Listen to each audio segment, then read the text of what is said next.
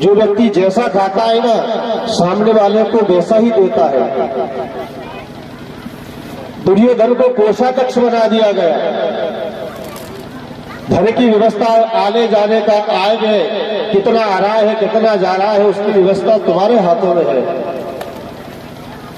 दुर्योधन को आनंद आ गया, पर उसे पता नहीं था कि उसके हाथ में एक ऐसी लकीर थी कि जितना वो दान करता उससे डबल वो भंडार में वापस हो जाता था। कोई दुर्योधन से 100 रुपए मांगता, वो 500 रुपए देता, अंदर वापस से 1000 रुपए हो जाते। भगवान ने कहा कि भैया मुझे भी काम बताओ, मैं क्या करूं। सभी कहने लगे प्रभु आप तो सिर्फ सब पे आशीर्वाद बनाए रखो। भगवान ने कहा आप लोगों ने सबने अपने अपने काम बांट लिए, मेरा काम ये है जितने भी संत ब्राह्मण जितने भी भक्त यहाँ आएंगे जो भोजन करेंगे उन सबकी जो झूठी पत्तल होगी उसे मैं उठाऊंगा। भगवान ने एक संदेश दिया है, कहीं भी यज्ञ में जाओ, कहीं भी धार्मिक कार्य में जाओ, कभी किसी काम को छोटा नहीं मानना चाहिए। जितना छोटा कार्य तुम करोगे परमात्मा ज्यादा प्रसन्न तुमसे होंगे। भगवान ने झूठी पत्तलें उठाई। सुखदेव मुनि वर्णन कर रहे हैं, राजन आनंद के साथ में यज्ञ की तैयारी हो गई। अब सब विचार करने लगे कि अग्र पूजन किसका किया जाए, सबसे प्रधान किसको बनाया जाए। सहदेव की सहमति से सभी ने विचार किया, ये द्वारकाधीश श्री कृष्ण है, इनका अग्र पूजन करना चाहिए। सबने सहमति दे दी, अग्र पूजन की तैयारी होने लगी। उसी समय शिशुपाल आया। शिशुपाल खड़ा हुआ कहने लगे अग्र पूजन किसका किया जाता है। अग्र पूजन उसका किया जाता है जिसके जीवन में किसी प्रकार का कोई दोष ना हो, जो पूर्णतः सात्विक हो। अरे तुम अग्र पूजन किसका कर रहे हो। अग्र पूजन बचपन में चोर था जिसके माता का पता नहीं, जिसके पिता का पता नहीं, कहां तो जन्म लिया, किसने इसको पाला, बचपन से चोरी की, ये युद्ध करने में सक्षम नहीं है, ये रण छोड़ रहा है, ये पीठ दिखा के भागने वाला है। अगर कोई इस यज्ञ में व्यवधान अगर आ गया तो सबसे पहले ये भाग जाएगा। इसका किसी ने विवाह तक नहीं किया। इसने विवाह भी एक राजा की कन्या को भगा के लाके विवाह किया है। अड़ाप शराब रखने लगा। सब हाथ जोड़ के कह रहे तो मैं तेरा वध कर दूंगा। अरे भगोड़े तू मेरा क्या वध करेगा, तू युद्ध करने लायक ही नहीं है। भगवान कहने लगे शिशुपाल मैंने तेरी मां को वचन दे रखा है, मैं तेरी 100 गलती माफ कर सकता हूं। अब तेरी गलतियां बहुत होती जा रही है, ऐसा ना हो कि मुझे आज मेरा वचन तोड़ना पड़े। भगवान समझा रहे हैं पर शिशुपाल नहीं मान रहा है, गाली दे रहा है। देखते ही देखते क्या हुआ, शिशुपाल ने 95 गाली बंदी। भगवान गिनने लग गए, शिशुपाल मान जाओ 96, 97, 98, 99 और जैसे ही 100 हुई उसी समय शिशुपाल ने अपने सुदर्शन को आदेश दिया और देखते ही देखते शिशुपाल का मस्तक धड़ से अलग हो गया और रक्त की वहन करता हुआ गतक प्राण हो गया। एक दिव्य ज्योति निकली और भगवान के अंदर समाहित हो गई। वृंदावन बिहारी लाल की जय। सुखदेव मुनि वर्णन कर रहे हैं राजन, उसी सुदर्शन के घर्षण के कारण भगवान की उंगली कट गई। भगवान की उंगली से रक्त निकलने लगा। भगवान की जितनी भी रानियां पटरानियां थी इधर उधर भागने लगी। कोई कपड़े लेके आओ, कोई कहीं से लेके आओ, कोई रुई लेके आओ,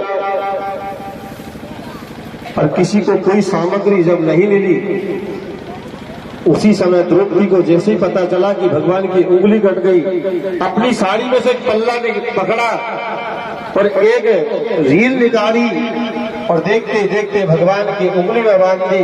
भगवान ने आशीर्वाद दे दिया, बहन आज तक अपनी साड़ी का छोटा सा टुकड़ा मेरी उंगली पे बांधा है, अगर समय आया तो मैं तुम्हारे यहाँ साड़ियों का ढेर कर दूंगा। सुखदेव मुनि वर्णन कर रहे हैं राजन, इस प्रकार शिशुपाल का उद्धार कर दिया। राजा परीक्षित ने पूछा, महाराज शिशुपाल ने ऐसा कौन सा पुण्य किया, भगवान इतने वचन बंद क्यों थे कि 100 गालियां शिशुपाल की माफ कर दी। सुखदेव मुनि कह रहे राजन, शिशुपाल और कोई नहीं, भगवान श्री कृष्ण की बुआ है सुतश्रवा, ये उसका बेटा है। जैसे इसने जन्म लिया इसके 4 हाथ थे और ये रोने लगा, रुदन करने लगा। जैसे इसका जन्म हुआ, इसको रुदन को सुनकर सभी परिवार के लोग इकट्ठे हुए। हर व्यक्ति इसको गोद में रहता पर इसका रोना बंद नहीं हुआ। उसी समय आकाशवाणी हुई, जो इसको गोद में लेगा इसके दोनों हाथ टूट जाएंगे, इसका रुदन बंद हो जाएगा। समझ लेना वही व्यक्ति इसको मारेगा, वही इसका काल होगा। भगवान कृष्ण को जैसे पता चला कि मेरी बुआ के यहाँ पर बालक हुआ है, मिलने के लिए गए और भगवान ने जैसे शिशुपाल को अपनी गोद में लिया, देखते ही देखते शिशुपाल के दोनों हाथ चढ़ गए और रोना बंद हो गया। भगवान की बुआ समझ गई कि मेरे बालक को यह कष्ट ही मारेगा। भगवान की बुआ ने कहा, बेटा बड़ी बंधकों के साथ में तो बेटा उत्पन्न हुआ है, पर आकाशवाणी हुई है जिसकी गोद में जाने के बाद में ये रोना बंद कर देगा, वही उसका काल होगा। बेटा तुम्हारी गोद में आके इसने रोना बंद कर दिया, तुम इसे मारोगे, ये तुम्हारा छोटा भाई है, इसकी गलतियां माफ करते रहना। भगवान ने कहा, बुआ मैं वचन देता हूं, मैं इसकी 100 गलती माफ करूंगा, इसने 100 गलती से ज्यादा कर दी मैं इसको मार दूंगा। तब सुदामा का चरित्र सुनाया जाएगा कि भगवान कैसे अपने भक्तों पर कृपा करते हैं। एक 5 मिनट का विश्राम, जिनको भी जलपान करना है जलपान कर ले, इसके बाद में कथा होगी। आज कथा का विश्राम है। हम 7 दिन से निरंतर जो कथाएं कर रहे हैं, आज उस कथा का विश्राम हो जाएगा। सायंकाल में सुखदेव जी का पूजन होगा। आप सभी भगवान का पूजन करना और शाम को 8 बजे से हमारे साथ में जो पधारे हैं वृंदावन से राजू जी ब्रजवासी, जिन्होंने पिछली बार भी आपको खूब आनंद दिया, और सभी लोगों की एक ही बात की, कथा तो हो पर भजन गाने के लिए राजू जी ब्रजवासी आए तो आनंद और भी आ जाएगा। हमने इनसे विशेष निवेदन किया, भैया आपके जितने भी कार्य है उन्हें आगे बढ़ा दो और कुछ समय हमें दे दो। इनका कार्यक्रम व्यस्तता में रहता है, उसमें से इन्होंने हमें कुछ समय निकाला।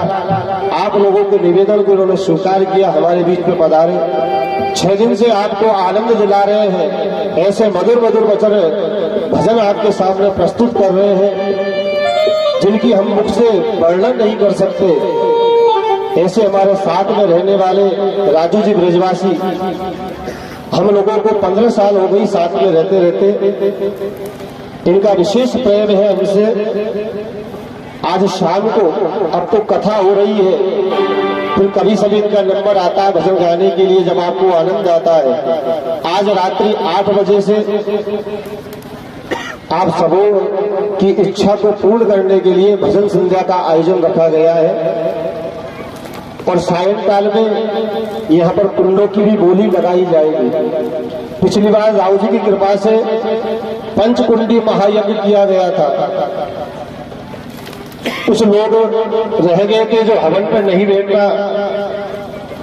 अब की दाऊ जी की कृपा से 9 कुंडी यज्ञ किया जाएगा, 9 कुंड बनाए जाएंगे, जिन पर वैदिक मंत्रों के द्वारा हवन कराया जाएगा।